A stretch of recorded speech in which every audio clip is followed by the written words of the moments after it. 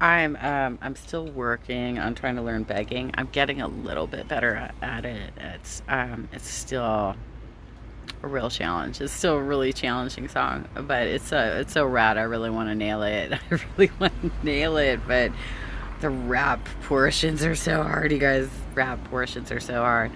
So, today in politics, it's Friday. It's a little bit off season right now, right? Because we just had the recall. And so now we have like a moment to breathe, but not really. I'm already like getting calls, right? I'm getting calls of different things that people are working on, getting different calls. Um, so I might get a phone banking job. I don't know. My hat is so in the mix. I've been trying all morning to all week really, like for fucking ever. Like, I've been trying all morning to like toss around ideas of like what's going to be my next employment thing. Because unlike some of the other, you know what I noticed? Okay, what I noticed is a lot of the people that I followed in my early days of politics. I'm like looking back at a bunch of these people, and they were all like fucking trust fund babies. Here I was, a single mom who was about to become an empty nester, right? And worked my ass off my entire fucking life. Most of my time, I've either held two jobs or I've held like full time work and been like getting my education, or I've held full time work and done a tremendous amount of volunteerism outside of work. Right, like that's been like my whole like adult life is working my fucking ass off all the time. And I'm looking at some of the more popular personalities that I followed in the early days that a lot of you still follow, who are literally trust fund fucking babies, you guys. And a lot of them are white trust fund babies. And they will go with anything. This is one of the things I get phone calls all the time, right? Like I have a lot of people call me up and pick my brain because they know that I'm like attending all the meetings. I'm like deeply involved in politics and stuff, and so they call me, they pick my brain and stuff. And I made the observation that a lot of these motherfuckers, they're political whores, and they will go wherever they perceive power to be. They really will. They'll go wherever they perceive power to be. They have no fucking moral values whatsoever. So, and clearly they're like trust fund babies, because like how do you live life not having to, I mean, when you look at like, I've said in the past that one of my very, very first political follows was on Facebook, not Twitter, because I was actually following a lot of people on Twitter for like 8 months before I started following people on Facebook, like introducing politics to my freaking Facebook feed. So one of the first people I started following on Facebook was Lily Starling, right? So let's take her for example.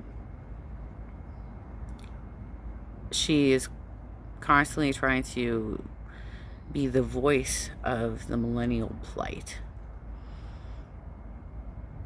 Chick lived like in the fucking Caribbean for I don't know how long she comes from like a agriculture family.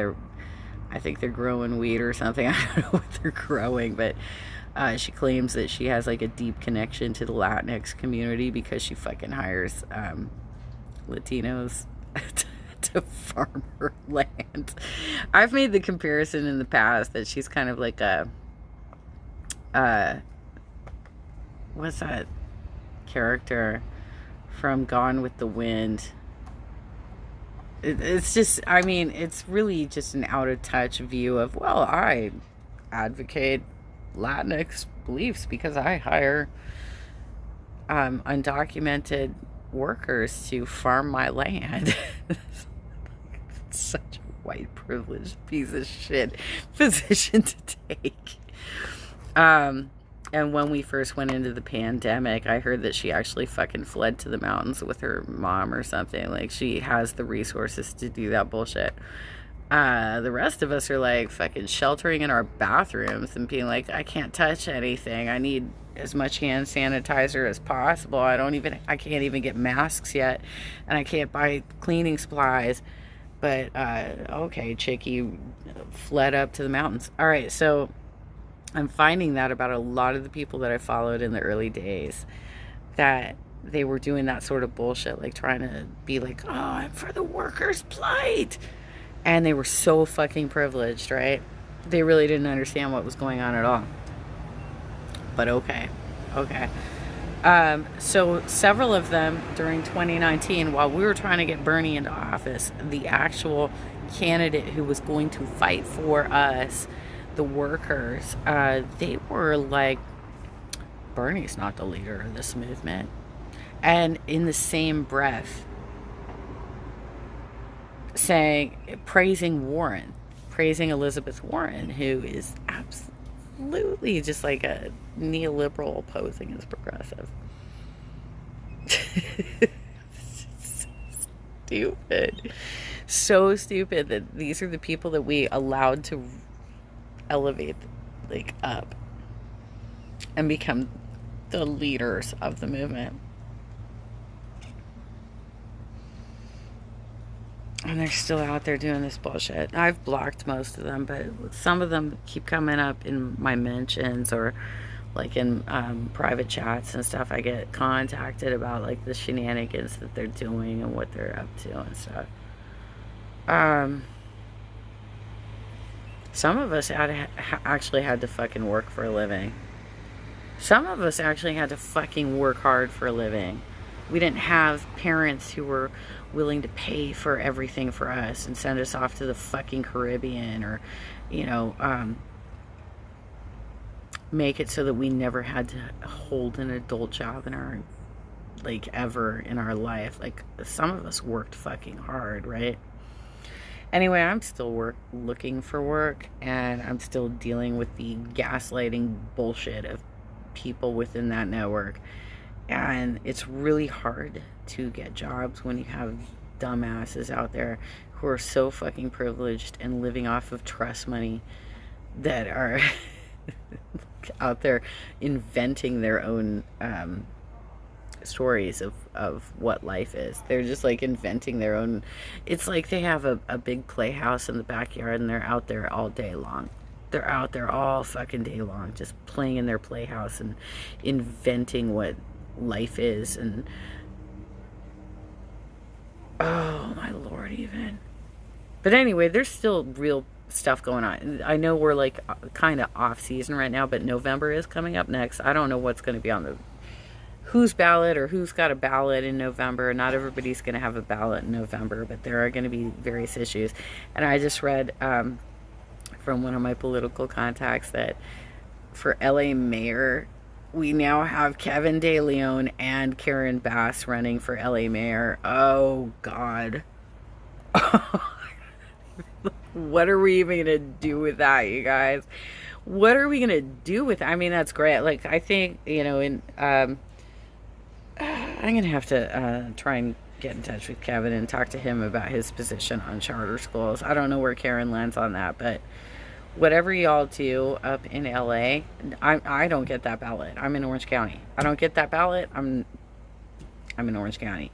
Whatever y'all do in LA with the mayor's race, please make sure that if Kevin gets in, he cannot continue to support charter schools. He can't do this. I love the dude on most other issues, but that issue is a deal breaker for me. And Kevin, seriously, you can't let charter schools continue. And every union in LA should be mindful of that charter schools are union busters. Not to mention the fact that they're gentrifiers and they are bad for kids and everything else because they mismanage the resources that we get out of public education. So somebody please fucking talk to him about that, because he's pretty solid on most of the other stuff. Like, he's for Medicare for all, and he is pretty good on the environment and stuff. Like, he's pretty solid otherwise. But when it comes to charter schools, and I don't know about Karen Bass. I don't know enough about her background, but I've heard really good things about her. I've heard really good things about Karen Bass. So you've got a really tough race going on in LA for mayor.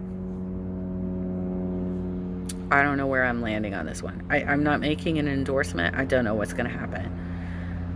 I would suggest watching some of the LA people on this one. Look at maybe Earl Ofari Hutchison's commentary, and how he's probably going to go with Karen Bass, because I think that actually was his rep for a while, or he has some level of like friendship or relationship there. Ooh, I'm getting a call. I gotta drop.